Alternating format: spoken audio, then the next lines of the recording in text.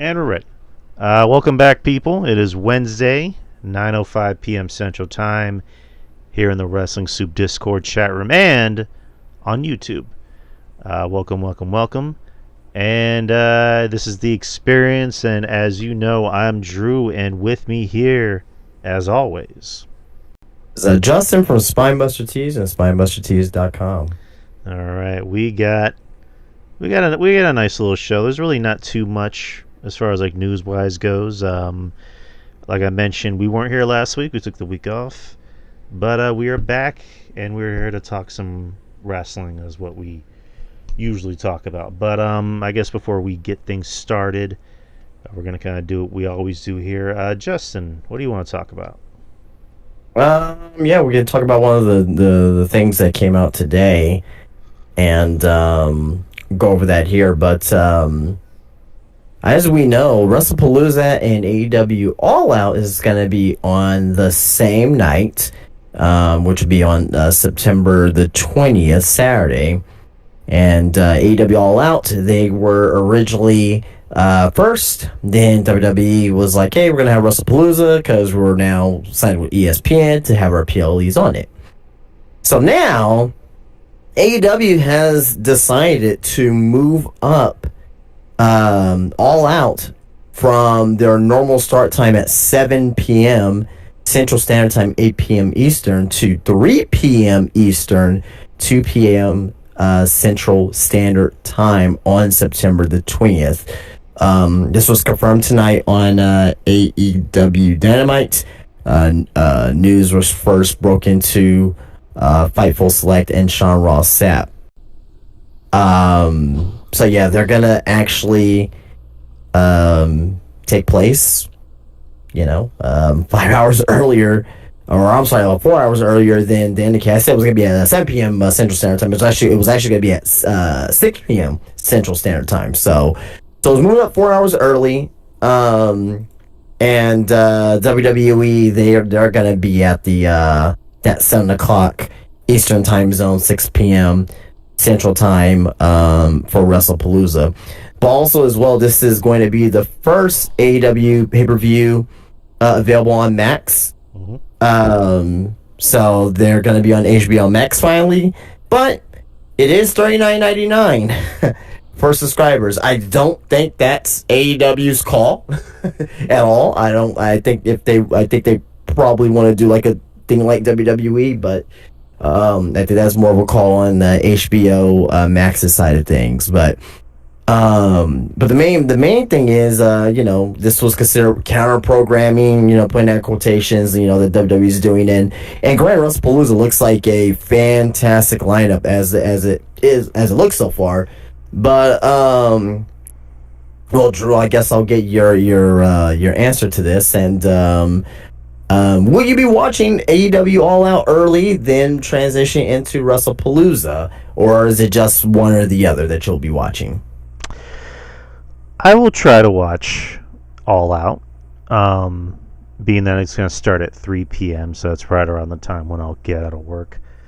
So I will try to keep up with both shows, but I imagine All Out's going to, do what AEW usually does, and that's be a really long show. Granted, It's going to start in the afternoon, so by the time it ends, it'll be, 8, I'm assuming, or maybe 8:30. So all my attention is going to be focused more on Wrestlepalooza, which, like you just mentioned, technically, actually, there has been a match announced, and just to jump ahead, the first match that's been announced is Io Sky versus Stephanie Vacour for the vacated women's title, and I mean that's a match of the year candidate right there. And then with and John Cena is officially on the card as well. I mean, you already know that it's gonna be him versus Lesnar. So right. We can kind of have an idea what the matches are going to be. Drew McIntyre versus Cody Rhodes for the WWE Championship. So I mean, there's right. I get there's officially only one match. I like to use the word alleged, just to sound smart, I guess. For my sake. But yeah, I mean, like you just said, John Cena versus Brock. That's an attraction match. Cody Rhodes versus Drew McIntyre, and a mixed tag team match of husband and wife versus husband and wife. We'll just kind of CM Punk and AJ Lee versus Seth Rollins and Becky Lynch. I was trying to be cute about it, but yeah. I mean, if you're living on a rock, I know, but there's probably somebody out there that's never heard of wrestling before, and they're just tuning into the show. I doubt they will be listening to us. Like, who are these fine young gents? Oh my gosh! But yeah, Wrestlepalooza. That's gonna be the big card. I mean, that's gonna be the big show, the bigger show. All Out. I'm not even sure what's on their card. I know it's gonna be in Toronto. I know Edge or Cope is gonna be the headliner. Well, it's I can tell you what they have for the card so far. It's Edge and Christian. I'll just say Edge and Christian versus FTR. So they've been building that up for a while with those four. Then you have the Hurt Syndicate versus Ricochet and the Gates of Agony, the trios match. Then you have now announced tonight it was Mercedes Monday versus returning Riho. So it looks like AEW is, man, it looks like it's not going to be as quality from what I'm seeing so far. So it looks like they're not going all out, so to speak. I mean, it's they still got a few weeks to shape the card out, but with the exception of Edge and Christian back in Toronto as teaming up against FTR, which should be a great match. Not really excited with the other two matches so far. Not for the tag titles. Like you would have thought, not for the tag titles. No. Yeah, I was gonna say you would have thought that would have been for the tag titles and have Edge and Christian win in Toronto as a feel good moment, but. No, they gave the tag titles to who they gave them to? Brodito. Yeah, nice. That company. I mean, good for Bandito and Brody King, Yeah, but it's like they're over tag team right now. Yeah, but dude, it's like you have a feel good moment right there. Edge and Christian teaming together for the first time. I mean, maybe with Adam Copeland. I mean, his contract's coming up. Maybe there's something. Maybe he hasn't signed yet. So. Well, if he hasn't signed yet, why would you give the tag team titles to him? I mean, you can have them win and hold on to him for about a month, and then have them drop him back to FTR, and then Adam Copeland can just leave. You know what I mean? It doesn't have to be a long title reign. It could just be a feel-good moment. True. You know what I mean? I don't know. It's a weird company. But, where was I going with this? Yeah, I mean, I just kind of said what I need to say. Wrestlepalooza is going to be the bigger card and probably the better card. And All Out's gonna do what AEW usually does. You're gonna have the people that love it, which is fine, nothing wrong with that. And it's probably gonna go on until 2:00 in the morning. That's it. Okay. But, so is that what you wanted to talk about? Yeah. Okay.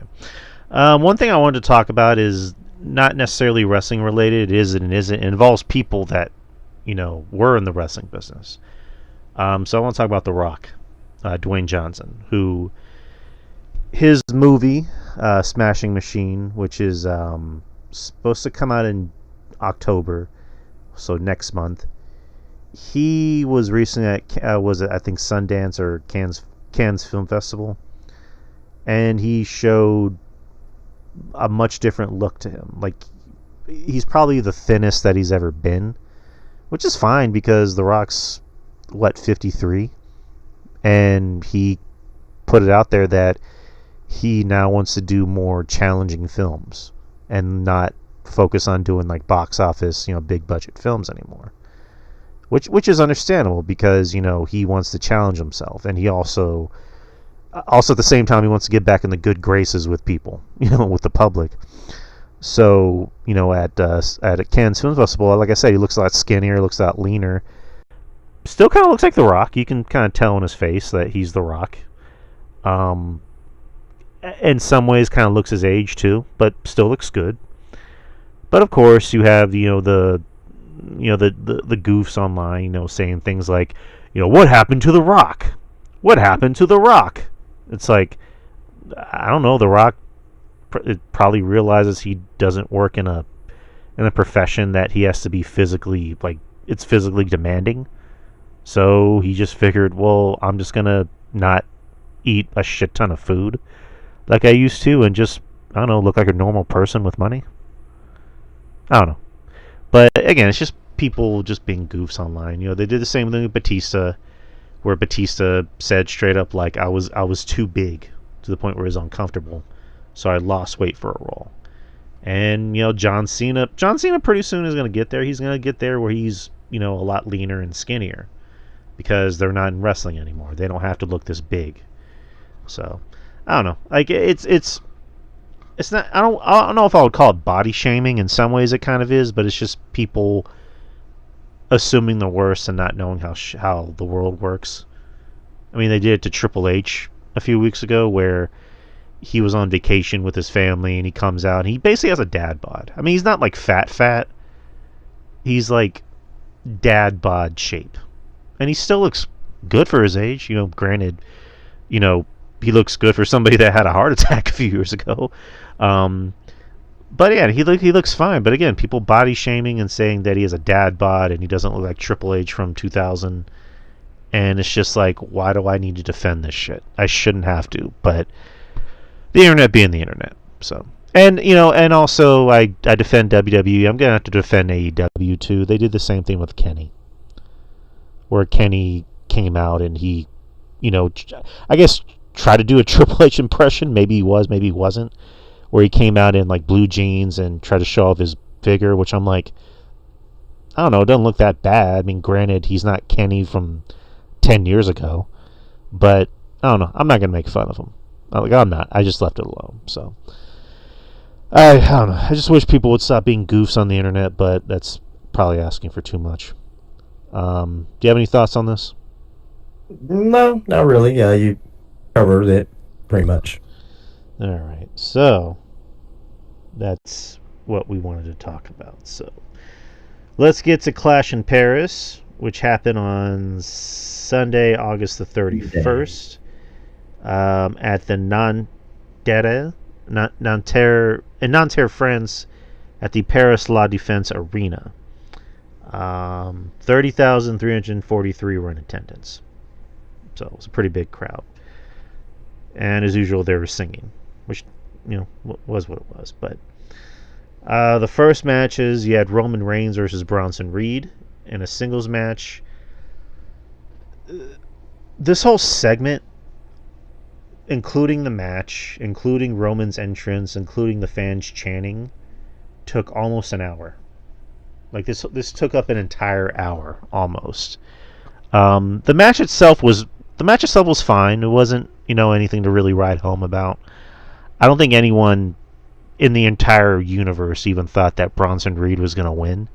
I mean, since Roman's really not around, isn't really around as much as he used to be. Maybe he could have done Bronson a solid and, given him something. But, again, you figured Roman was going to win. Which he did. And afterwards, Roman ends up... I mean, he does something kind of cool where I thought it was going to be a thing where it was kind of silly, where Roman's like, I'm taking my shoes back. Like, eventually he goes out and, like, I think he's, like, signing the shoes and is going to throw him off into the crowd, and then Braun Breaker comes in and spears the shit out of him. And then him and... before that, Roman choked out Paul Heyman, which was a good revenge moment for him and also for the fans. And then, flash forward, Braun Breaker spears Roman, and then him and Braun beat up Roman, and then Jey Uso comes out for whatever reason. Well, I shouldn't say whatever reason because he's family, but, like, doesn't come out with a sealed chair, doesn't come out with any protection. He just comes out and then gets his ass beat. So, doing stupid babyface shit. And then Roman ends up getting carted off and sent to the hospital. So, again, that entire segment, including the match and everything else, took almost an hour. So, again, just, yeah, it was what it was. But What'd you think about the match and everything else? I thought the match was a fine match. It was really like a test for Bronson Reed, and I thought he passed the test. Looked very credible in the match. The aftermath was very good as well. I liked it, but I just hate that it's kind of lazy that they're now doing this again to write off Roman Reigns. I think they need to be a little bit more creative with trying to write off Roman Reigns rather than just getting like full on atomic bombed attacked all the time. However, I enjoyed it. I liked it.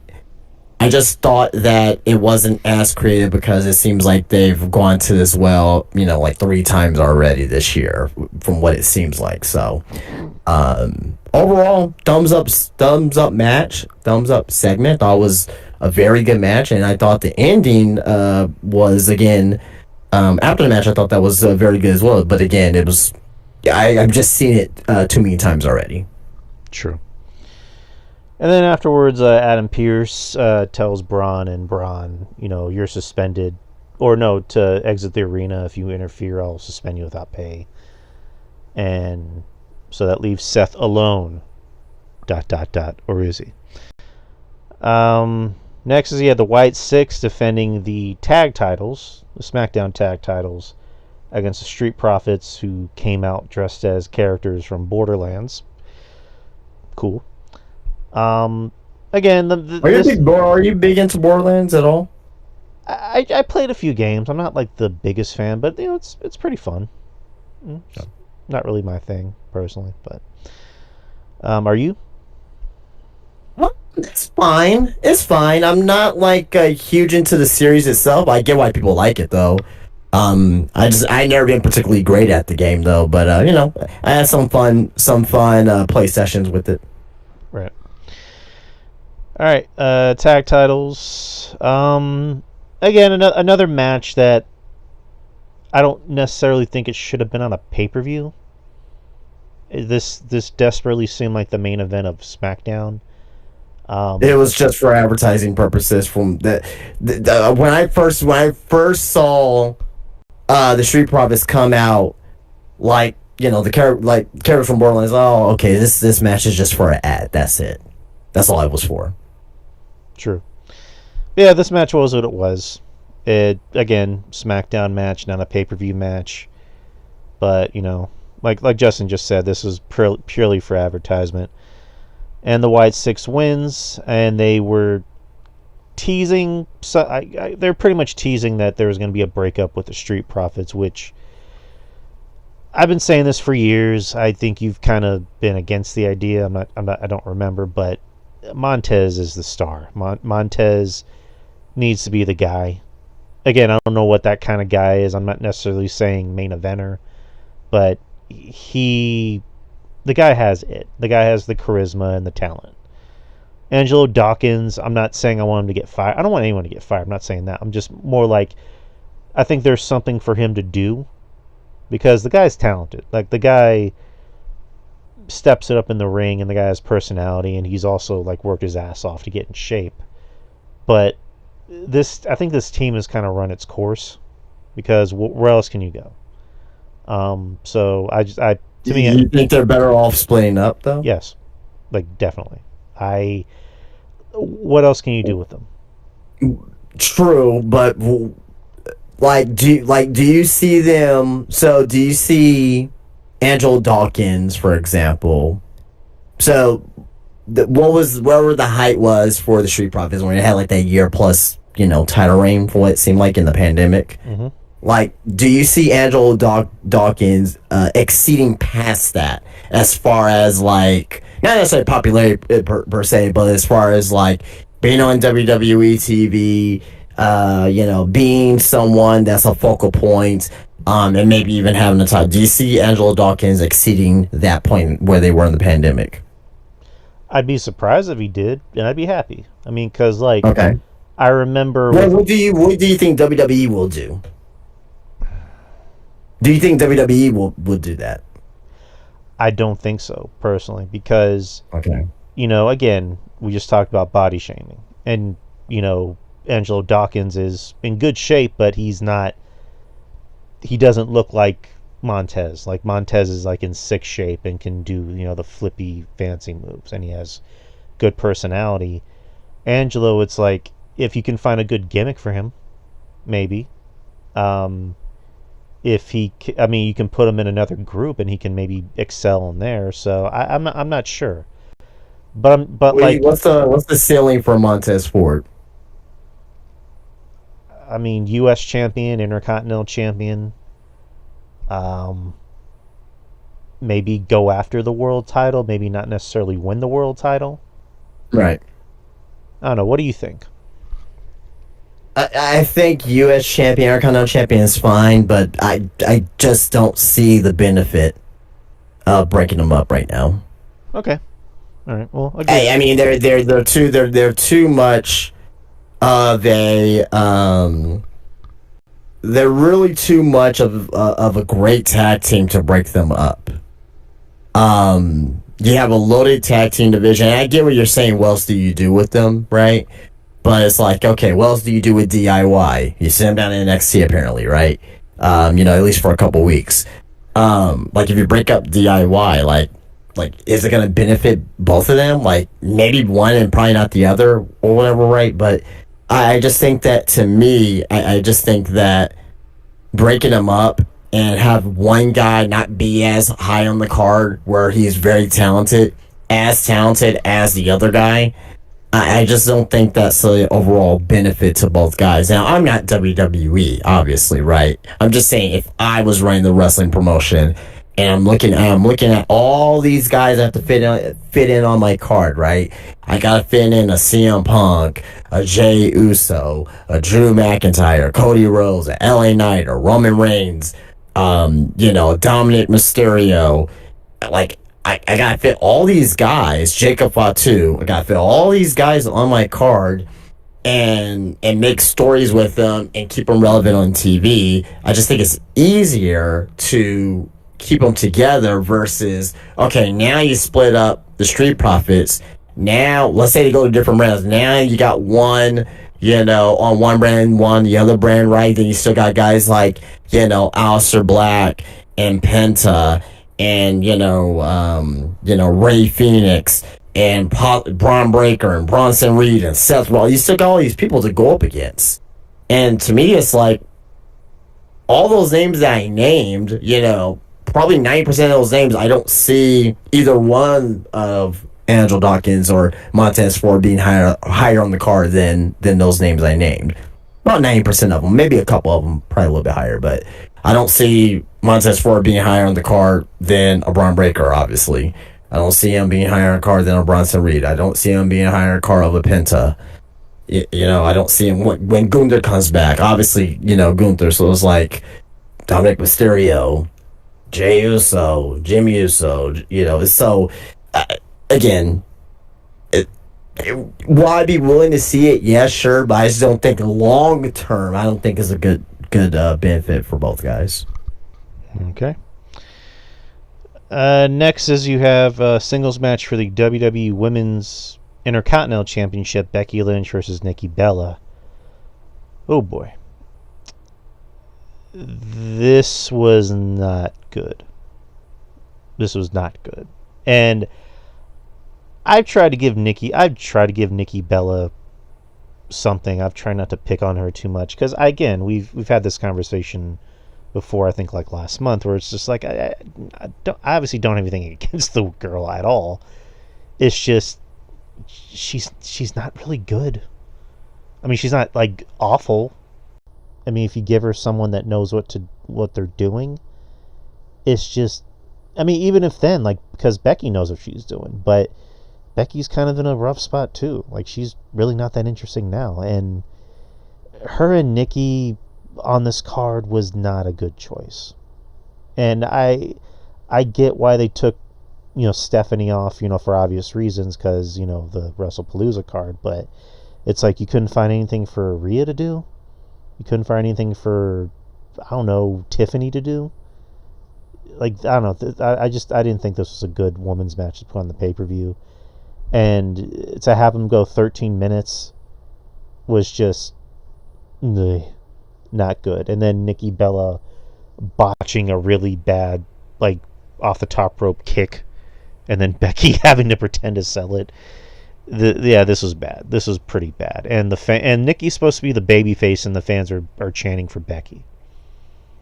So just another thing. Do you think that was contributing to the match? I'm not saying that Becky phoned it in, but do you think she kind of not like fully gave her all as far as like being in position and proper selling, things of that nature? Like, I'm not saying that she jeopardized the match intentionally, but do you think there's kind of like Becky was kind of like, I don't know why I'm having to defend my title against her? I think Becky is a company girl, and she'll do whatever the company asks her to do. I just don't think Nikki's good. Like, I'm sorry. You know, she was passable in her prime, quote unquote, but ever since she's been back, she has just not been good. Like, I'm sorry. Like, I hate to be mean, but she just wasn't good, and Becky did whatever she could, but it's not. I mean, it's not working. I'll say a lot of things about Becky, but unprofessional isn't one of them. Like, I don't think she would phone it in, but just a thought I had in my head. I don't think she intentionally did anything either, but no, yeah, I get you. But what'd you think? Not wasn't a great. I didn't think it was as bad as you were making it out to be, but it wasn't great either. Don't get me wrong. There was mistakes and botches, galore in this thing here. I think that I thought the ending was okay for what it was. But outside of that, man, it wasn't anything to write home about at all. Not the worst women's match of the year or anything like that. I mean, I still think Lyra and Becky at SummerSlam was much worse. But I just think that her mistiming and her ring rust is clearly there. I think that if she gets a little bit more time to actually wrestle, because this was her first singles match since she's been back, right? Yeah, because she was in a tag match, and then she was in the Battle Royal at Evolution. So yeah. Yeah. So this is her first singles match since she's been back. So I don't know what people were expecting. You know what I mean? So, but again, that's on WWE for not, putting her in singles matches on TV to prepare for this. At least, I mean, it can even be dark matches just for her to just get her reps in. But right, it also doesn't help. It also doesn't help that they got rid of house shows. Well, yeah, that too. You know what I mean? But yeah, it is what it is. Not gonna remember this match at all. So. Yeah, thank God. Next is you had Rusev versus Sheamus in a good old-fashioned Donnybrook match. This was fun. This is a lot of fun. I enjoyed it. I mean, I'm enjoying this feud with Sheamus and Rusev. I'm digging it. And I will say I love this match up until the ending, and not because I hated the ending. I just think because with how brutal, and I use quotation fingers, this match was supposed to be, a fight, a Donnybrook, and then the match ends with a submission. I'm like, could have went for more of a, I guess, an ending to match the brutality of the match, so to speak. Like, I don't know, throw somebody through a table, do something with a chair, I don't know, but just like a basic submission. I'm like, okay, yeah, would have went with something a little bit more unique, but sure. I mean, it's the only time, or second time rather, that Sheamus has ever tapped out. So I like the ending because it was unique for with Sheamus, because Sheamus has only tapped out twice, and this puts over Rusev tremendously, I think. Yeah, agreed, and that makes me happy because I love Rusev and I also love Sheamus. But I don't know. I don't know if this is going to be the last. I believe this is going to be the end of the feud, because they've been. I mean, with a blow-off match like this and with a tap out, yeah, I think so. So, but what'd you think about the match? You pretty much covered it. I thought this was, to me, I thought this was the match of the night for me. I thought it was really good. So where do you see Rusev going after this feud? I don't know. Okay. Um, what do you think his ceiling is in WWE? Um,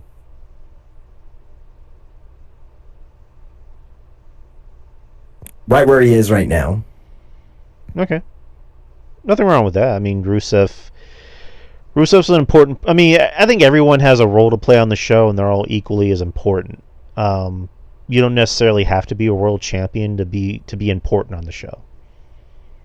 So, Rusev, I think, is doing good work. So he's going to be fine. Same thing with Sheamus. All right. Next is you had John Cena versus Logan Paul in a singles match. This was kind of a weird match, and I don't mean that in a bad way, but I don't mean that in a good way either. So I like the beginning. I like the beginning of the match because it seemed simple. They were having a test of strength in the beginning, and it was fun. I didn't hate the match. Let me just kind of preface that. I didn't hate the match. I just thought the second act of the match got a little too cute. And what I mean by that is like the countless false finishes and Cena and Logan using each other's finishers and other people's finishers. And listen, I get on AEW for doing this. I got to get on WWE for doing this. I didn't think the match needed to be close to 30 minutes. Logan is Logan. He's a physical, athletic freak. There's no doubt about that. Cena, it was kind of fun seeing Cena do moves that I've never seen him do. Like he did an End of Days, and then he did a Code Red. And there's another move he did that I'm blanking on. But Styles Clash. Yeah, there you go. Styles Clash. That was kind of fun. But it's just, I thought the match went on a little too long and got, like I mentioned, got a little too cute with wanting to be like AEW or Ring of Honor from the 2000s. So again, the fans loved it, so who am I to judge? Like, what do I know? But I think it didn't need to go overboard like that, But no, again, I liked it, just didn't love it. That's just me. But what'd you think? That was a great match. That was great. Thought the story was good. Thought everything that they did was necessary in the match. They told a great story. I didn't really. What was the word I'm looking for? I didn't mind. That's the word I'm looking for. I didn't mind the false finishes in there. It's 2025. Like, you know what I mean? Wrestling has to evolve in certain ways. You know what I mean? Just someone hitting their finisher. Like, it only works with certain guys where when someone hits their finisher, it's going to be the end of the match. Like Kenny Omega. Like, no one's ever kicked out of the one winged angel. Well, except Kota Ibushi, but it was like years before they put over the one winged angel as like the finisher that you never kick out of, right?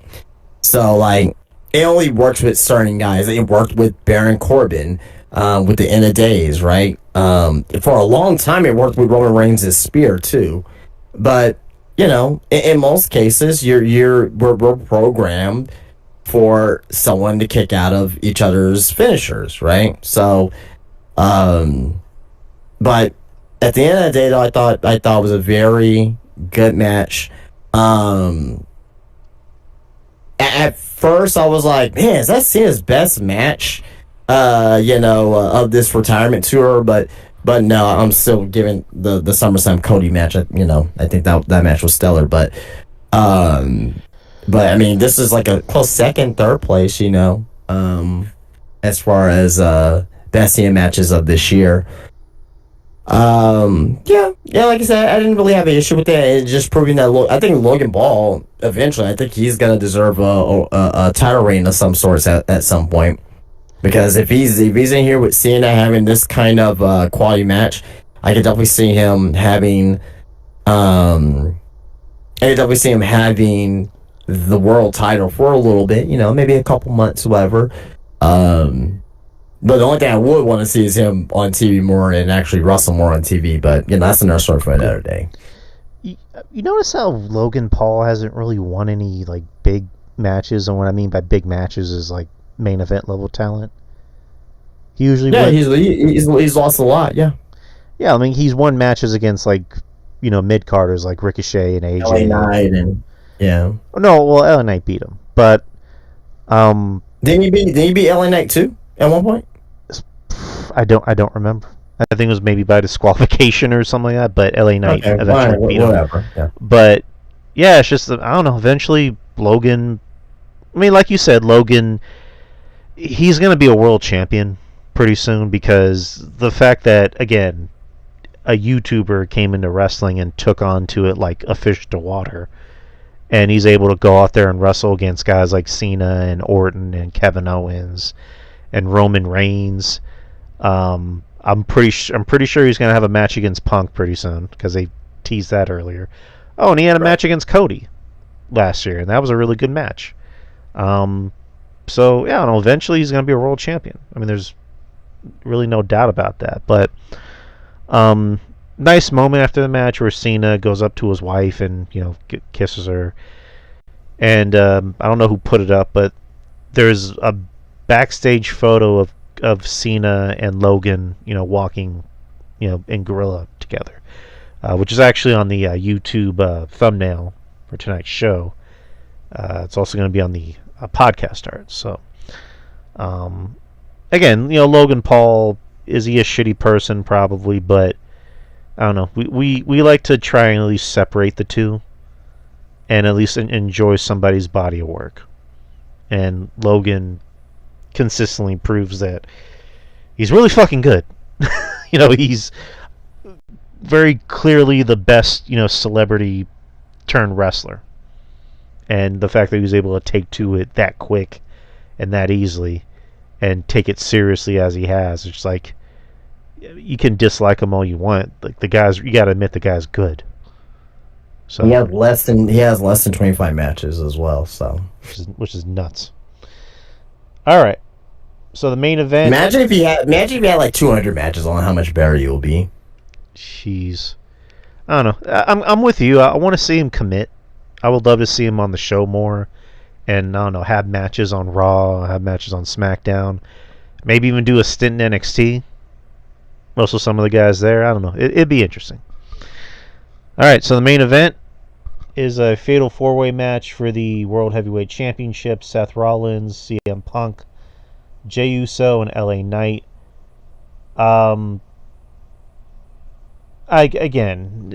It's going to be negative Nancy here. There was nobody that thought Seth Rollins was going to lose. Right. Like nobody in the entire world thought Seth Rollins was going to lose at all. True. Yep. And then Jey Uso was quote unquote hurt, so he definitely wasn't going to win. LA Knight looks like he's just happy to be in the main event, which is fine because it's funny, people were bitching about LA Knight not being used properly, and it's like I think Jeff Lippman said this, where he's like he's on the show every single week and he's always in one of the marquee like moments on the show. So how is he not being used? So I don't know. So I guess the two odd men out are CM Punk and Seth because they're still continuing this ongoing feud, which just seems like it's never going to end. Which probably by the end of the year or Mania. And there's a spot in the match where Seth pulls out the steel chair, and he's telling Punk, "I hate you. I hate your family. I don't want you to wrestle anymore." Blah blah blah. And then Seth counters it and goes for a GTS, but you see the camera. The camera pans out because somebody else is in the ring, and it's a very petite person who's wearing a ski mask and black clothes, and it's like, yep, that's Becky. And it's Becky. Becky low blows Punk. Seth wins, and then, yeah. I mean, again, we obviously knew Becky and Seth were married, but now they've officially decided to repair them again, because they were paired together at one point, and that kind of wasn't fun or interesting. That was what was that during the Baron Corbin and Lacey Evans? Yeah. Yeah. Yeah, that was for like what, like one show, one pay-per-view. Yep. Yeah, Baron Corbin end of days her, and then he looks at Seth and goes, "What are you gonna do about it, you piece of shit?" So that was a Yeah. pretty big moment. But yeah, that's how Clash in Paris ended. Which I don't know. Maybe I noticed this, but like the crowd did not react for it. Like I was hearing the crowd, and I think WWE had to pump in like crowd noises of them, doing the Seth thing. And I noticed people in the front row were not even singing. So I don't know, but that was Clash in Paris. Do you have any thoughts on the show? Well, as far as the match is concerned, I thought the match was a good main event. Was this? I mean, it wasn't as good as I was expecting. But I thought it was still a good main event. I mean, we did know that Seth Rollins was going to win. There was no chance of anyone else winning that belt outside of Seth Rollins. Now I did think at one point I was like, well, who's going to come help Seth? Becky Lynch was in my head. I did think that was a favorite for me, but I was like, man, what if Ilya Dragunov comes out here, because he's close to returning too. So I was like, oh man, what if Ilya makes his return here and joins the group? I think I will like that. But it ended up being Becky, which we now know why. Obviously, we're gonna have that mixed tag team match at Wrestlepalooza. So the fact that she is now in the division, and now that on top of all that too as well, that she and Seth get to work together again, and now they're gonna be as heels versus baby faces. I kind of like what they did on Monday as well. We'll talk about that as well. I did like the segment with Punk and Becky. I thought that was actually pretty good, actually. But I wasn't like upset or anything that Becky is with Seth, in the vision. I mean, it makes sense to me. So I mean, I don't really have no major issues with that as of right now. But we'll see. Now, talk to me. 2 months down the road, could this change? Maybe. But as of right now, I'm okay with it. But that was Clash in Paris. Decent show. Predictable main event with really no heat on it. And Rusev and Sheamus had the best match of the night. The crowd was, white fucking hot for Cena, because all crowds are going to be white hot for Cena. He's retiring in a few months. And the rest of the show was bleh. So we're going to move on to Raw. Raw was back in France. So it came on at 1 p.m. in the afternoon. They're going to come back to the States this Friday. The big talking point on Raw was CM Punk coming out and wanting Seth Rollins because he wants to beat his ass. He wants revenge. And then Seth Rollins' music plays, but it's really Becky coming out. Becky is imitating her husband. And she comes out and talks to Punk pretty much to tell him, I know, kind of to just tell him the same thing that Seth has always said, which is, I don't like you. But I guess her reason was a little deeper, where she said, I kept having to hear your name during everyone's matches. I kept having to hear your name during my matches, and it let everyone know that they don't care about me. And then when the fans are chanting AJ Lee, there's like, she doesn't work here anymore. And I thought it was interesting what they were trying to do, because it seemed like there was an element. I mean, obviously there's an element of truth, but like, you can tell there is some heat. There is still some heat with CM Punk and Becky and Seth's family, but they're working together because they're making money. But then I don't know. Maybe this is just how I'm feeling. Maybe I'm being Mr. Negative, but it's just like, I thought Becky kind of not necessarily flubbed up some things, but the crowd was really, it seemed like they were getting to her a little bit, because she started flubbing up words, and you can tell she was cracking up. And you can tell CM Punk was cracking up a little bit too. Afterwards, Seth came out and, doing his usual Seth shtick. And Punk tries to go after Seth, and then Becky gets right in his way, and then he gets around her, and then he turns around, and Becky just starts hitting him. Throwing these little... She decked him in the face. Yeah, she slapped him, and Punk's not selling it. And then she starts doing that weird head thing Like she puts her head in the middle of his chest. Like she does the same thing my cat does when it's hungry. It starts like rubbing against my chest and my arms. I don't know. It was that was kind of cringe. I gotta be honest, that was kind of cringe. Um, and then she's like talking shit to Punk while he's walking out, and yeah. Punk tells her your husband's gonna regret cashing in his money in the bank on me, and you're gonna regret putting your hands on me. So, um, and then Friday, like we mentioned, is gonna be in Chicago. It's already a sold out show, and yeah, it's kind of the worst, I guess, best kept secret, or it's not even a secret at all, that allegedly, I want to say allegedly because we don't know what's going to happen. Well, I mean, we do know what's going to happen, but for now, I'm just going to use the word allegedly. AJ Lee is going to come back on SmackDown in Chicago, which is where her and Punk live together, since they're a married couple, if you don't already know. And it will be her and Punk versus Becky Lynch and Seth Rollins at Wrestlepalooza. So, first time seeing AJ back in a wrestling ring, or in a WWE ring, in 10 years. But yeah, it's a pretty big moment because people love AJ. I mean, they've been clamoring for AJ to come back for a while. Especially the women's division. People like Becky, or not Becky, Bayley, Roxanne. They're all big proponents for AJ. And I mean, I want to see AJ come back. I liked AJ. So, but again, we'll cross our bridge when we get to it on Friday. But overall, what do you think about all this? I thought the segment was an A segment, not A plus, but an A segment. I thought Punk was fantastic. I thought Becky was fantastic. It was a little bit cringe in there, yeah, sure, but but I didn't really think that took away from the segment whatsoever. It felt real, especially on Becky's end. And that's the best things in wrestling, when things feel real. So I really enjoyed it. All right. And how do you feel about AJ Lee possibly coming back?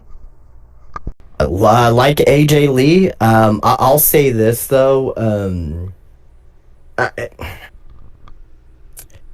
She was good at the time for what she was, and I think that when she comes back is gonna be special. And I don't think she's gonna be like full time. Obviously, I think she's just gonna be like, maybe it's just a one off match. I don't know. We don't know what her schedule is gonna end up being, but I guess I don't want to say I don't know. I don't want to put it in a way where I'm kind of like dismissing her, or kind of like not acknowledging her for what she did. But do people overrate AJ Lee? I said this before. Do they overrate her? And like, obviously she was a big proponent of give divas a chance and all that stuff, right? So like, I'm not taking that away from her, and I thought she was great at what she did, but just as overall, I think I won't say that she is overrated, but I think people overrate her and make it seem like she was like, oh my gosh, it was like, the number one thing, of women of all time, and and all that. I'm like, I don't know about that. I liked her, but I don't think she was to that level. They do I was gonna say romanticize. They like to romanticize AJ Lee's career. There you go. Which again, loved AJ, but it's like when you compare her to a lot of other women, past and present, especially present, Charlotte, Becky, she's done a lot more. Bayley, who else? Liv, is kind of getting up there too. Obviously Rhea, obviously Bianca, obviously, Asuka and Io. Where does AJ Lee rank all time? Like, as far as to WWE, not necessarily just in ring, but like the total package for women. Like, where do you think she will rank? Top 5, top 10, like what would you think? You know what? I don't even know if I'll put her in my top 10. Yeah, no, she won't be top 10 for me. She won't. Because when I think Maybe of top 15, maybe. when I think of total package, Lex Luger, no, Rhea Ripley, Bianca, Asuka, Io, who's another one? Bailey. I'm not even thinking. I'm just not talking about today. Sable, Miss Elizabeth, Hmm. Trish Stratus, China, Rhea, Bianca, Becky, Sasha, Bailey. Just those names right there already are ahead of her. Io. All those names right there to me are ahead of AJ Lee. You'd put Sable over And AJ not Lee? that AJ Lee was bad. It's just that, you know, I don't know about Sable. I don't know if I'd put Sable over AJ, but you don't think Sable was more popular than AJ Lee. I think it's probably evenly matched. No.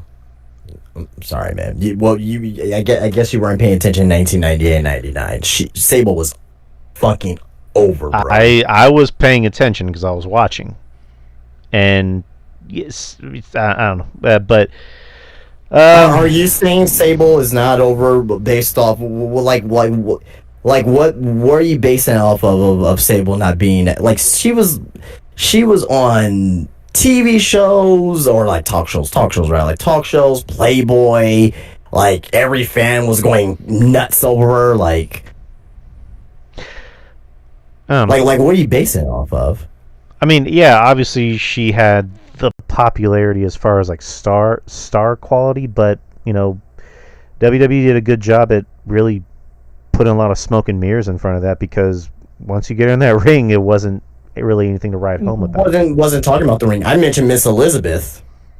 Well, So Elizabeth's an icon. Like, she's an icon. Well, okay. Well, I mean, I'm just saying. I think if you were to ask, if you get two wrestling, well, not two wrestling fans, but you get wrestling fans together that start watching, who's watched everything, right? I think the majority will say that Sable was more popular than AJ Lee. I don't know. People chant for AJ Lee more than Sable. What do you mean? You hear more people chant for AJ Lee rather than Sable. Are you talking about right now today? I mean, for the past 10 years. Well, of course. Has anyone chanted for Miss Elizabeth or China in the last 10 years? I mean, China seems to get more love. When's the last time you heard a Miss Elizabeth or a China chant? Not only Miss Elizabeth, but a China. Like, I'm saying popularity. I'm not talking about chants. Popularity. But Sable, I'm telling you, man, Sable was. All right, I'll just leave it at that. I'm just saying, Sable was. She was the it girl for a while. Yeah. Sunny too. Forgot about Sunny. Sunny's up there too. Oh yeah, She was. Sunny was, what is it, the most downloaded woman on the internet in the 90s? Well, like 96. Yeah, I mean, it wasn't much. It wasn't much. People to download for like 96, 97. But yeah. And then what happened. But yeah, that was the big talking point of Raw. The rest of Raw was what it was. Jey Uso came out more serious. No less yeeting. He came out, in sunglasses and a dark shirt, and wanted revenge on Braun Breaker and Bronson Reed. And then they came out and beat him up. And then Big Jim, came out and defended his brother. So looks like the Usos are gonna be reuniting to take on the Browns. Yeah. So I think that's a great spot for both. I think getting Usos back together is a good move, even if it's only temporary. I'm down with that. And Big Jim.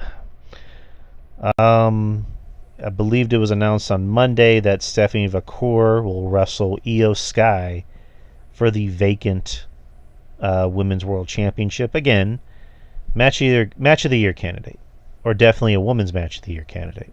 So man, I don't want to overhype this and just end up being not necessarily disappointed, but just end up being like, oh man, I thought it was gonna be better. So I'm just keeping my expectations. I won't say low, but like even. So when it does happen, like if it overexceeds those expectations, because like I think, I don't want it to be like AJ Styles versus Shinsuke Nakamura, where it was a good match at WrestleMania, but people were thinking it was going to be the Wrestle Kingdom match from a couple years before, and it didn't even come close to that. So I'm just hoping that that both women go out there and they have a fucking kick ass match, but I'm not gonna try to like overhype, like get myself too hyped up for it. You know what I mean? I think they can knock it out of the park. I mean, because EO. Oh, no, I believe so too. But I'm just saying, like, I just don't want to. I just don't want to hype myself up to a point where like, oh man, I thought this match was gonna be fantastic, and then I get upset over it because I was expecting more. So like, I'm gonna temper my expectations just a little bit, so that way when the match does happen, okay, if it exceeds those expectations, goes higher, then I'll be happy. You know what I mean? No, I get you.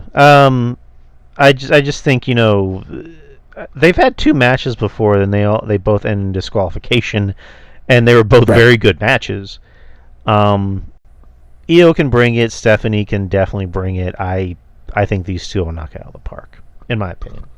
But no, I see what you mean. As for the rest of the show, the Judgment Day versus the Kabuki Warriors. Kabuki Warriors won. Finn Balor versus Dragon Lee in a singles match. I thought this was good. Dragon Lee really got to show off his strengths at the AAA show, and Finn Balor. I mean, Finn Balor's just Finn Balor at this point. He's going to be the guy that goes out there and then wrestles and has probably one of the better matches on TV. So this was fun. Can't really say too much about it. The New Day and Grayson Waller versus the War Raiders and Penta. Penta and the War Raiders won, and afterwards the War Raiders did the Penta strut, so that was kind of cool. Also, they seem like they've been doing the Penta strut at house shows too with Punk and Sami Zayn, which is pretty cool. Yeah, that's kind of fun. Again, I love house shows. I always miss seeing stuff about house shows, and especially with I always thought that like WWE. I mean, they're not going to be on Peacock anymore, but I'm really a proponent of having a live camera feed, no commentary at a house show, one shot, and just let it go and let people watch. If you gotta pay a little bit higher tier to get that, then do it. But I mean, that would be something I will want to see. You know what I mean? But I don't think they ever. I mean, I'm pretty sure they thought about that, but I don't know why they have yet to go on with that as of yet. Yeah, they had so many opportunities to do stuff like that. Stuff like house show feeds or release the tapes of OVW, but then again, I don't know who owns the rights to that. Of OVW from like the 2000s. We get to see like the prototype John Cena and Randy Orton and Deacon Batista and Brock Lesnar, and then see CM Punk and OVW. Like that would have been fun. But then again, I don't know who owns the rights to those tapes. I mean, whoever owns OVW now, I don't know if Al Snow owns it, but I don't know. Well, that would have been fun as fuck. I can look it up real quick. It is owned by it's owned by Danny Davis. Okay, Danny Davis. There you go.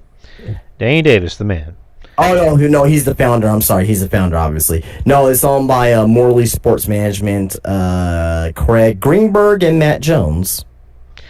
So, again, I know WWE's trying to cut costs on things, but it's like, I don't know. I think that'd be something they should consider buying. I mean, that won't cost them anything though, because they already bring camera crew there. I mean, was it gonna cost them like pennies to upload it to ESPN? You know what I mean? But or not even ESPN, they could still probably put it on Peacock because NXT's on Peacock, and if they were to do house shows on there, man, I think. If they were smart, they would put house shows on there to have people keep Peacock, and so they can still get revenue out of Peacock for that. But or Netflix. Whatever. Same thing. Maybe, yeah, sure. That'll be cool too. But Peacock would be, I think, a little bit more interesting. Okay. Adam Pearce told Finn Balor, or told Dominic, that Finn Balor and Jesus Christ, that Finn Balor and McDonough will not be allowed at ringside for for his match against AJ. To which Balor had a devilish grin in the back. So still teasing that heel turn. Dominic versus AJ Styles for the Intercontinental Championship. This is really, really good. Kind of wish this was on the pay-per-view instead, but I guess they wanted to give AJ his moment. The crowd singing for AJ, to which AJ looked genuinely happy and almost emotional. It was probably the biggest reaction that AJ's ever gotten in his whole career. I'll say this too. Sorry to interrupt, but this crowd was way more lively than the pay-per-view crowd. Not saying the pay-per-view crowd wasn't lively. It was very lively. Don't get me wrong. But this Raw crowd was like, it was to another level, man. To another level, man. It was fan-fucking-tastic. And they were still in the same arena, too. They were still in the same arena. So they had like 20,000 for Raw. I think that was one of the biggest Raw crowds of all time. Oh, definitely. Like, they were reacting to everything. They loved the shit out of that. And also an interesting note here. It said Michael Cole mentioned that this was the first time the Intercontinental title was defended in France since 1993. And I'm trying to find out when that was. 93. Or I meant who it was. I'm sorry. What do you mean? Oh, I have it right here.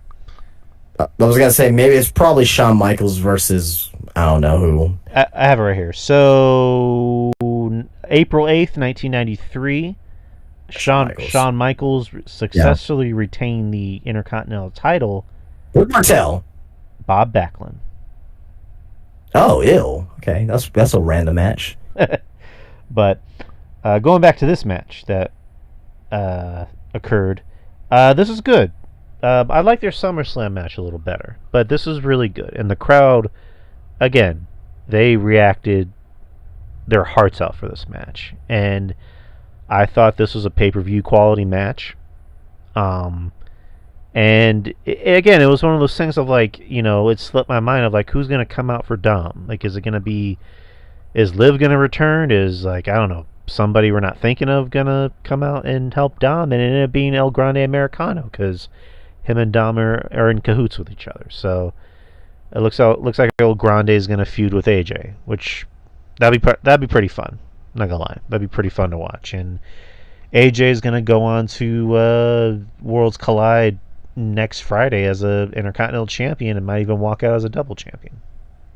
So that's definitely a possibility at this point. Yeah, we'll talk about that next week, though.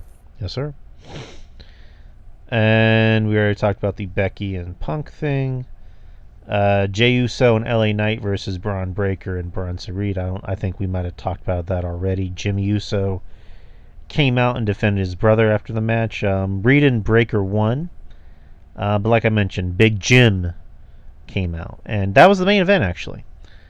Afterwards, there was a clip that came out where Rhea Ripley came in and celebrated with LA Knight and Jey Uso, where she was eating. And then her and LA Knight did the, I think, what is it, the house party dance where they like grab each other's legs and like jump up or whatever. So that was kind of cool. But that was Raw. The crowd, like I said, like you mentioned, the crowd was really hot for the whole show. They were probably like more livelier than the pay-per-view. So, but do you have any more? You have any other thoughts on that before we move on?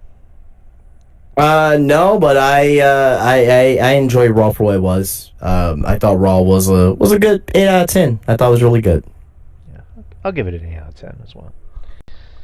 So let's go to NXT real quick. We'll kind of breeze through that and then get to the news.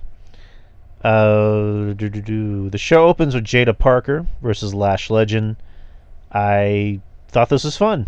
I like both of these women. Lash Legend is a candidate for most improved. She's gotten a lot better. Um, I think it's kind of funny that her music is a takeoff of Chicken Head. If anyone remembers that song from the 2000s. Woo woo. And then Jada Parker is fucking awesome. She's great. I mean, she even cut a promo on social media where she was talking shit about Lash Legend. So that was kind of cool. And her and Lash had a really good match. They had a really, really good match, and it looks like this feud isn't over. Afterwards, Jada ended up beating up Lash and did her, was it hypnotic? Hypnotic move, driving her through the guardrail. So that's not ending anytime soon, which I'm glad to hear, because both of these women are really good. Javon Evans came out and cut his sad babyface promo where he was apologizing to the crowd, and I said this on social media because I think this is something you pointed out about Javon Evans, where it doesn't even sound like he's cutting a wrestling promo. It just sounds like he's talking, like he's just talking to the people and being himself, and might not work for other people because he did kind of flub over a few words, but he just sounded like a guy. He just sounded like a dude that we all But know. I think it's better for him to flub over words because it seems more realistic. Right. Because it sounds like he's just talking. Because if you're just talking, you're gonna flub over your words because sometimes you're just spitting at the mouth and you're not thinking about what you're saying. So versus like a wrestling promo where it's like I am talking and I'm going from point A to point B to point C, and make it a wrestling promo where Javon is just like, yeah, I'm just, I'm here, I'm here for you guys, and it sounds real. So I'm okay with him flipping up over words because his promo style is very real. All right. No, I agree. I like the way he talks because he just sounds like a dude. He sounds like a dude we all know. He sounds like someone's little brother that we've met, that he's our little brother too. So wait, you're still there? Okay, lost you for a second. So while he's talking on the screen, you see somebody on a motorcycle driving up, and we don't see who it is. We assume it's the Undertaker.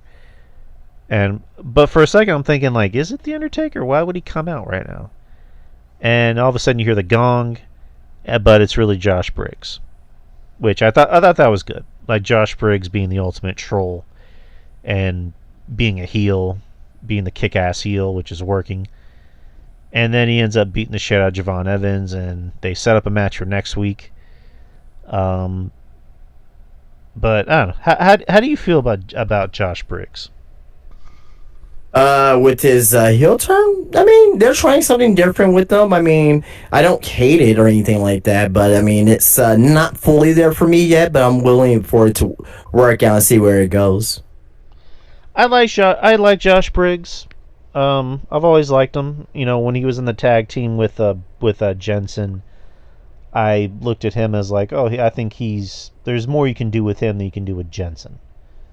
And I remember I was talking to RJ about it. RJ's not the biggest fan of Briggs. I'm not sure why, but I think Briggs. He went over to Japan when he did the tournament in All Japan when him and Tavion Heights went over there, and everyone thought that Josh Briggs was going to be like that big star, kind of like a Stan Hansen over there, and it ended up being Tavion Heights. Everyone really took to Tavion Heights during that tournament over there in Japan. So right, it was last year when it ever happened. Right, they're both very good. I think Tavion Heights, for him, he definitely that athleticism and that wrestling background, really. He's like the Kurt Angle. I mean, I'm not saying he's like as good as Kurt Angle, don't get me wrong, but I'm saying he's like the Kurt Angle where he's like the amateur wrestler with the suplexes, and he's starting to get over organically with his in-ring stuff, and he does have a personality too. So yeah, it's getting there, and he's with Ethan, so Ethan's gonna work overtime to put him over. But I don't know, Briggs. I don't know. I like Briggs. I think Briggs does okay in the ring. I don't really see him being like a huge star in the company. I think he's He's the. I say this as a compliment, almost. I think he could have a Baron Corbin like career. He can be their Baron Corbin as far as like a big dude that can go out there and make everyone else look better. Do you think that's fair to say? Oh man, that's loaded. I mean, I right. Sure. Well, Right. just for time's sake, sure. Okay. Right. Next is you had a tournament for the WWE Speed Women's Championship Tournament. Xia Brookside from TNA versus Candice LeRae from WWE. Good seeing Xia Brookside. I like her. I mean, she's It's kind of weird seeing her back on WWE TV for a little. I mean, it's not weird because obviously she's part of TNA, but it's just kind of weird just because like she was in WWE, her dad still works in WWE. You know what I mean? So, yeah, she was here. She was here like last year doing an indie show. There was an all women's show that was ran by Melina. And so it was like Xia Brookside was here. I'm trying to think of who else is here, like Allison Kay, Donna Rosa. So yeah, so I mean, it seems like she's still grinding it out and still trying to get better, you know. but it was good seeing her. Good seeing her. I thought the match.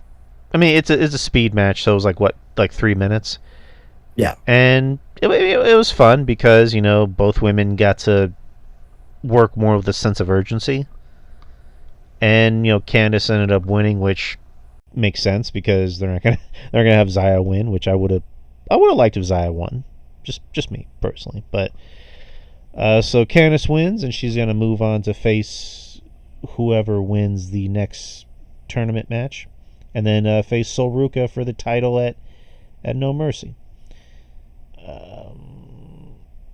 The screen isn't moving. All right, so Trick Williams comes out as the TNA champion and talks about how he's essentially, doing what he always does, says he's the biggest star, blah, blah, blah. And then DIY comes out, and I guess they're baby faces now, who point out that. sorry to interrupt you. I mean, it's not just DIY came out. They came out with their old merchandise and with their OG theme. So, I mean that got a huge pop out of me. I mean, I don't know for anyone else, but that got a huge pop out of me. You know what I mean? Yeah, we're going. I mean, and also as well, I think they're celebrating their 10 years in WWE, which is crazy to think that Johnny Gargano and Tommaso Ciampa, have been in WWE for 10 years. Where has the time gone? Yeah, exactly. And they just basically got the promo saying that you've been successful, but we've been successful too. We both have been NXT champion and tag team champions and North American champions. We haven't been the TNA champion. And then they beat up Trick, and then they do their super kick to him, which, again, Trick Williams getting beat up again by random main roster guys. I'm just like, I don't know if that's a good look. But Trick Williams teases that he's going to bring in another partner, which I'm going to go ahead and guess Carmelo.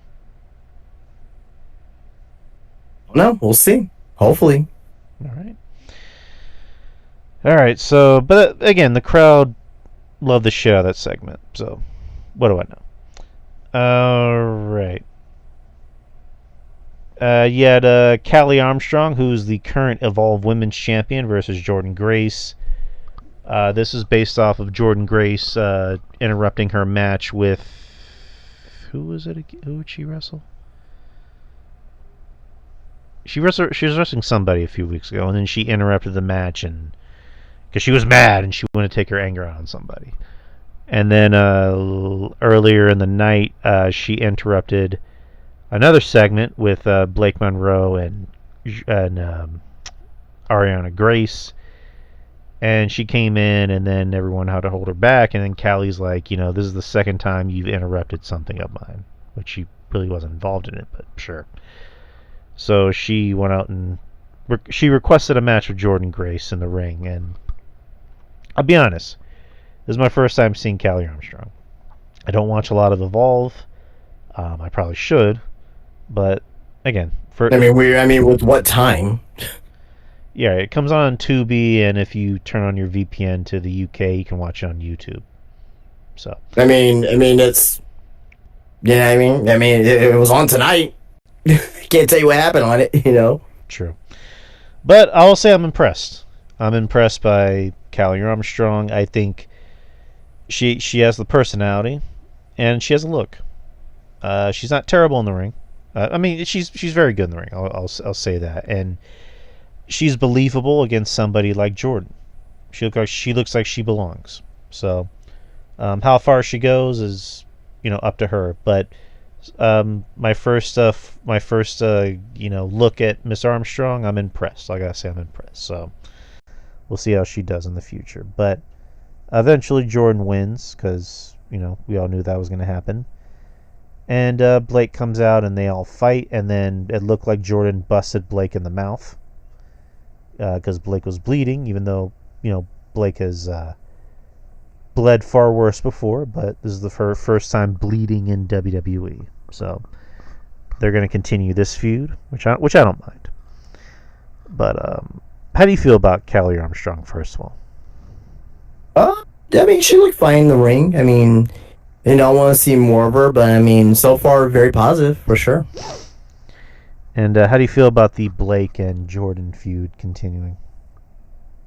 I'm fine with it. There's no rush for this feud, and I'm enjoying both women's work. So, I think they're really making Jordan look strong still, but also as well establishing Blake. So I'm good. I'm good with this feud continuing. At least one more match. At least one. I don't think it needs to go more than after one more major match. So correct. Then you had Andre Chase versus Josh Briggs, which happened after Josh Briggs punked out Chase U. Of course, Josh Briggs got the win. Next week it will be him and Javon. And the main event, which was an 8-man tag match, you had Hank and Tank, the NXT champion Oba Femi, and Ricky Starks versus Dark State. And this is a fun main event. I really did enjoy it. I really dug it. They're telling their story about Ricky and Oba, where you weren't sure if they were going to try and get along before No Mercy, which in this case they almost did and they didn't, because Oba just does whatever the fuck Oba wants to do. He said in an interview that he's not necessarily a heel or a face. He does whatever the fuck he wants to do. And Ricky Starks is Ricky Starks. I thought it was kind of funny how Oba imitated Ricky. He did the absolute pose. So it was kind of interesting seeing Oba with more of a sense of humor, being a little bit more human. And during the match, Ricky and Oba started fighting, and they fought outside of the ring and out of the match. And so was Hank and Tank on their own. During the match, was it Cutler James? He has, I think, Tank. He has him right in the ring, and then Tank just yells Joe Hendry randomly, and then Joe Hendry appears on the apron, and Hank and Tank get the win. So Dark State with their first loss. So, but that was how NXT ended. Was it their first loss? The first loss as a team, I believe so. Oh, okay. All right, but do you have any thoughts on that? I thought it was a pretty average, not in a bad way, but an average NXT main event. I thought it was good for what it was.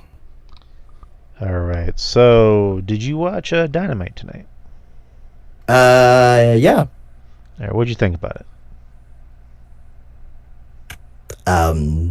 What do you think about it? I didn't watch it.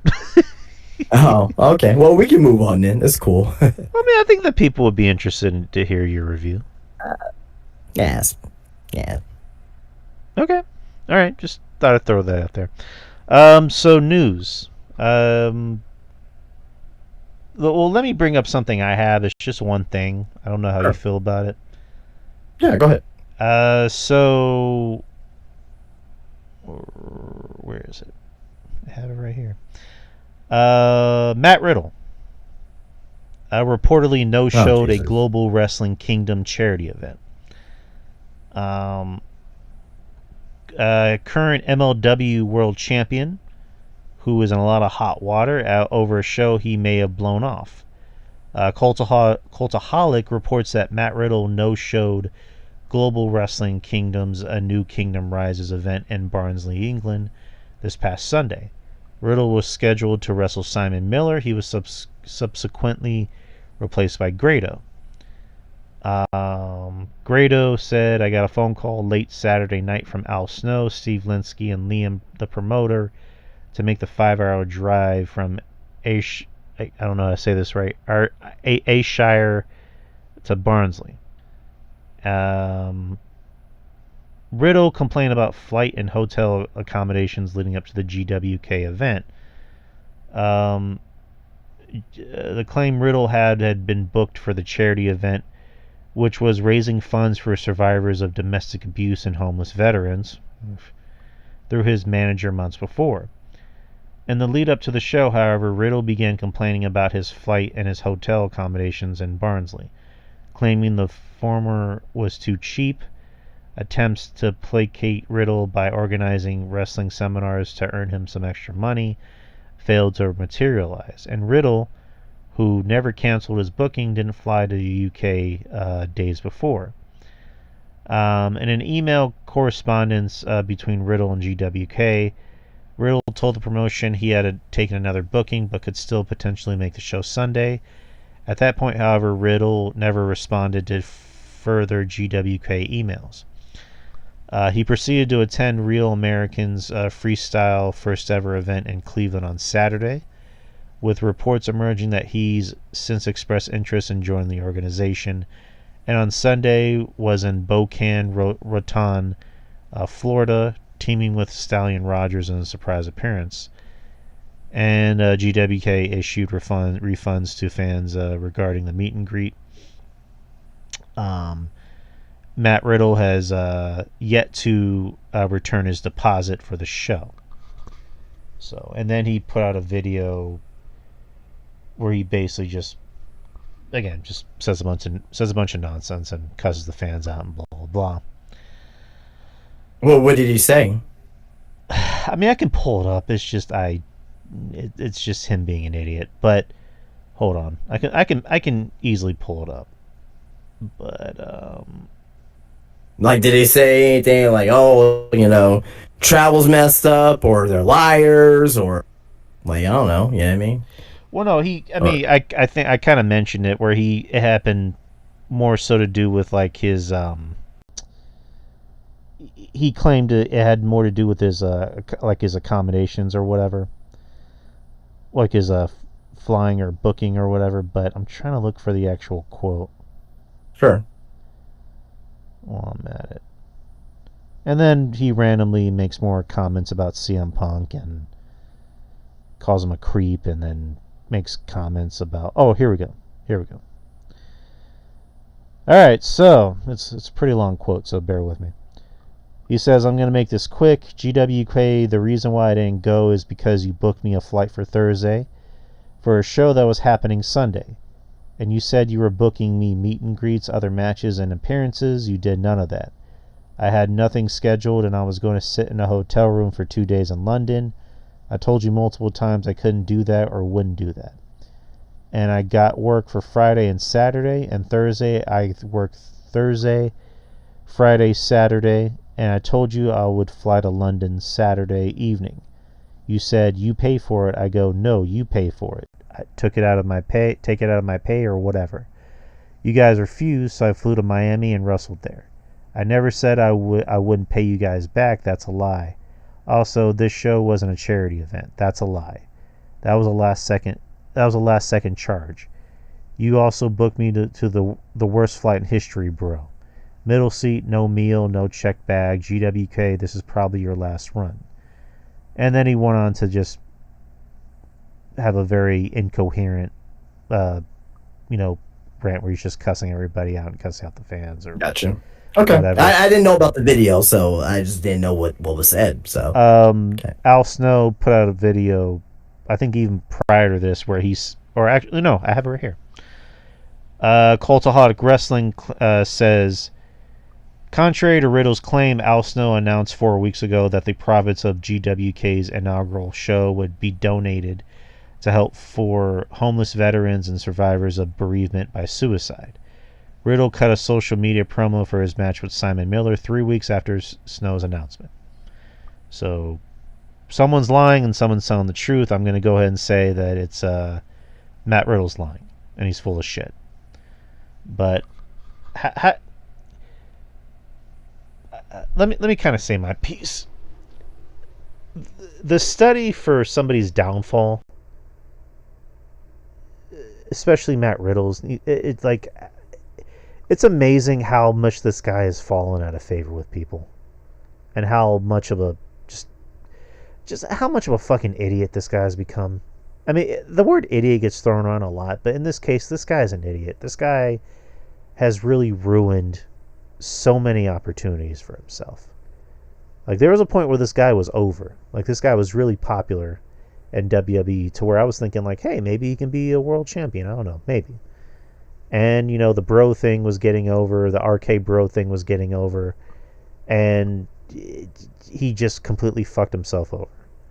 Leaves WWE, and it just gets worse because the guy cannot shut the fuck up. Like, he cannot shut the fuck up to save his life. And this happens. So, I don't know. As far as I'm concerned, I'm set with Matt Riddle.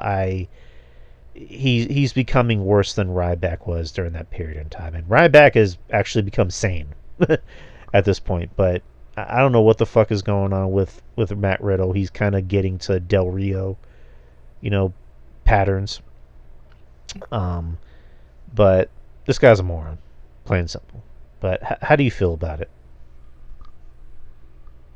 To be honest, I really don't give a shit. He says, she said, I don't really care. I don't care. It's not really he said, she said. I mean, it's kind of proven that Matt Riddle lied. I don't know. I'm not there. I can't. I'm not there. Okay. I don't know. I mean, right? I can't really. Is Matt Riddle lying? Possibly, most likely, but I'm not there to defend. Be like, oh yeah, I'm picking this side, and yeah, Matt Riddle's definitely lying. Oh, I can't say like, oh yeah, the promotion's lying. Like, these stories I can care less about at the end of the day, because it's like, yeah, his downfall does need to be studied. I will agree with that, but also at the same time, no, it's like, this has no relevance to whatever WWE or AEW is doing right now, and these stories I can give two fucks about. Unless he's out there killing people, like Rajah Jackson last week. Unfortunately, we didn't get to talk about that, but or if it's like something bad happens to, and I get what it was, but he said it wasn't for a charity. Who's to say that he's a liar to that? But who's also to say that the promotion is lying as well? So it's just he said, she said. I don't really give any energy to these stories. Okay. All right, but that's all the news I had. All right. Well, I have a couple of news stories here. These are very short. One, TKO announced in a press release that the extension of their partnership with the T-Mobile Arena in Las Vegas, my apologies. The renewed agreement guarantees a minimum of 4 annual UFC events and 2 WWE events through 2030. So it looks like WWE will be in Las Vegas at least 2 events a year, at least 2 nights out of the year. So doesn't mean it's going to be You know, it doesn't mean it's gonna be. Well, it's the T-Mobile Arena, not the huge Allegiant Stadium. So this could be for pay-per-views, maybe, or whatever the case may be, but or Raw or SmackDown. But WWE seems like they are starting to make Las Vegas their new home, from what it looks like. Yeah, that makes sense. I mean, I think I heard. I think I remember. It was either Kevin Nash. Might have been Kevin Nash that mentioned this, where when WCW almost was revitalized and they're going to do the Big Bang pay-per-view, it was going to Right. be in Vegas, Yes. You're right. and then Vegas was supposed to be the new home, like it was supposed to be the new headquarters for WCW, but obviously that never happened. So it looks like I don't know, WWE's moving from Stanford to Vegas. So that'd be kind of cool. That's what it mentioned, like the lease of the WWE headquarters. Once that runs out, rumor is that they may be going to Vegas, but that's like years down the line though. So All right, I'm fine with it. That's pretty cool. all right, and this is a very short news topic here, but this is coming from Fightful Select and Sean Ross Sapp. And Fightful Select has learned that some higher ups in WWE are pushing to hold a major event in China, specifically Hong Kong, in the coming years. So WWE X China, not obviously the Hall of Famer, but the country, holding a major event in China. I mean, Saudi, China, like, that'll be pretty. I'll say that'll be a very interesting crowd. I don't know how the crowd will react in China. So, what would you think about a actual like event in China? Like how do you think the crowd would be? What type of event you think they'll do out there? Like, what do you think about that? Again, I like the international shows in general. Them being in China would be fun because I know they've been trying to get in bed with China. That sounds awful. I need to reverse that statement. They've been trying to do business with China for a while because I think they were trying to do NXT China, or was it NXT Japan? Japan. Okay. Um, and when was the last time they were actually in China? That's what I'm looking up right now. I'm not sure. I think the Uh, last time. Oh, I have it. okay, go ahead. September 2019. The last time WWE held a large arena-style live event in China was September 2019 in Shanghai. After a hiatus, the company returned for a live event in September 20, or that's before that. Never mind. So, but yeah, September 21st, which is actually, you know, that'll be coming up in 6 years. So, yeah, it's pretty cool. I mean, I got no issue with that.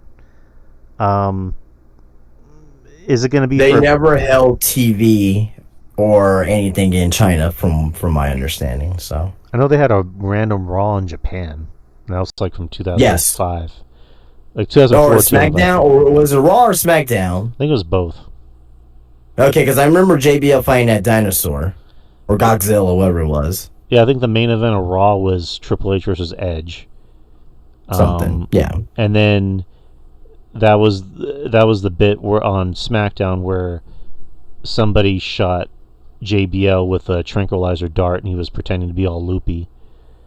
And he, like you said, he takes off his pants and starts fighting Godzilla, and then Big Show comes in. So that was when they're having their feud. Um, but yeah.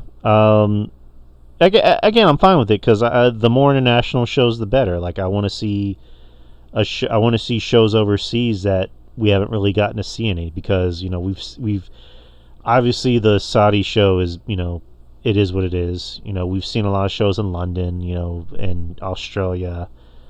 Um, it'll be fun to explore countries that don't get a lot of WWE, like China, like what's another country?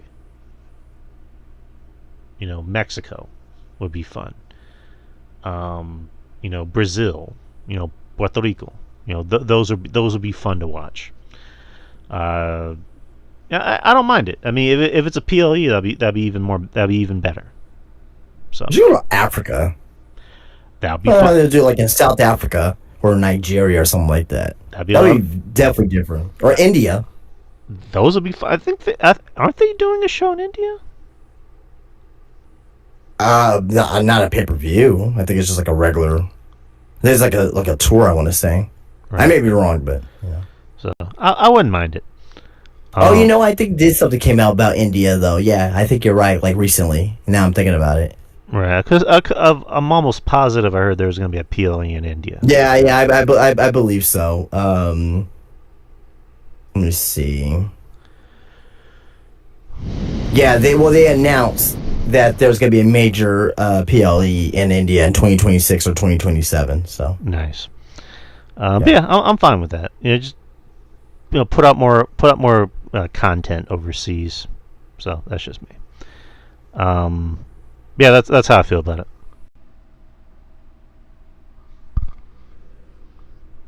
Okay. And I think that's it for me as far as news. Yeah, that's it.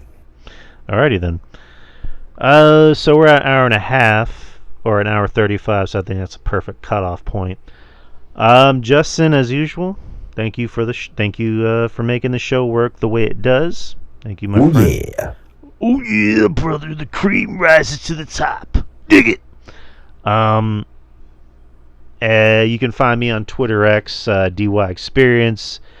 You can find me on TikTok, Drew Yari, Instagram, Drew Yari.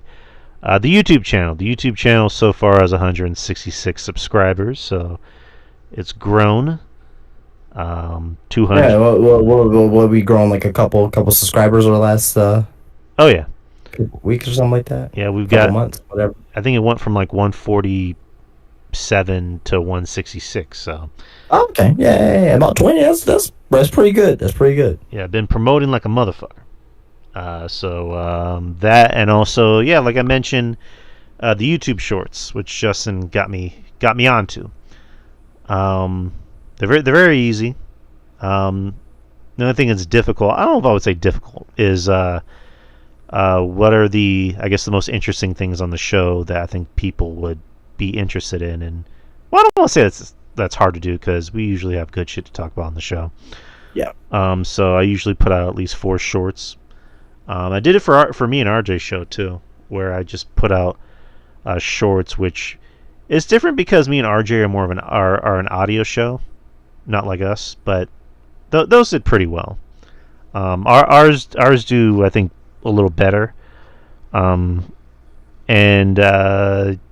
we usually get a lot of views and likes and comments on TikTok. I mentioned that TikTok gets more views than YouTube. So, I mean, sometimes they're engaging. Sometimes you'll have the people that just want to, be goofs. But whatever. But yeah, people. Yeah, just subscribe to the YouTube channel. That's really all I have to say. Subscribe, leave a like and a comment. And the audio portion for the show is you can hear it on Spreaker and Spotify, iTunes, and wherever you listen to podcasts. And another thing I want to point out that I don't usually bring up is we get paid on Spreaker. And I've noticed, because usually we get paid every other month on Spreaker. We just got paid, another month because we got paid in July. And then Spreaker ended up paying us again in August, which I'm like, oh, we got paid back-to-back months. That's cool. Granted, it's not like, we got paid, hundreds of thousands of dollars, but we still got paid. Right. I mean, it's still cool to get paid, regardless. And sometimes that $15 or $16, could really come in handy. But again, we're just happy to get money. At the end of the day, that's really all that matters. And yeah, I mean, Spreaker's cool about Spreaker pays you. So anyone that's interested in creating a podcast, I would say try Spreaker because Spreaker takes care of you. So shout out to Spreaker, Mr. Spreaker, if you're listening. But that's enough out of me. What about Spinebuster Tees, Justin? You guys know where to find me, Spinebuster Tees, spinebustertees.com. Get yourself a t-shirt shipped out to you. It takes about a week to get there to you. Follow me at Spinebuster Tees on Instagram. Keep up to date what I have going on inside of my little establishment, which is inside of South. So I was going to say South Park Mall for some reason. I don't know why. Jesus Christ. Inside of Wonderland of the Americas. And yeah, come on in to my shop and check out all the action figures, t-shirts, Funko Pops, trading cards, vintage magazine, autographs. I got a lot of good stuff in my shop. Come in 7 days a week. I'm open. You never know who you might see or the conversations that might be held, or you never know. You never know what will happen inside my shop. And I'm not saying that like as a cheeky thing. I'm saying that because like you never know. Like one day, or a few days rather, Thunder Rosa shows up out of nowhere. We're shooting the shit. You know what I mean? Or Ricky Morton from the fucking Rock and Roll Express shows up. You know what I mean? So it's pretty cool. It's pretty cool. But that's my Buster Tees at Wonderland. Spinebuster Tees on Instagram and spinebustertees.com. Yeah. All right, people, we are done, and we will see y'all next week, same time, same channel. And subscribe, like I said, subscribe to the YouTube channel and get those numbers up. So, peace out.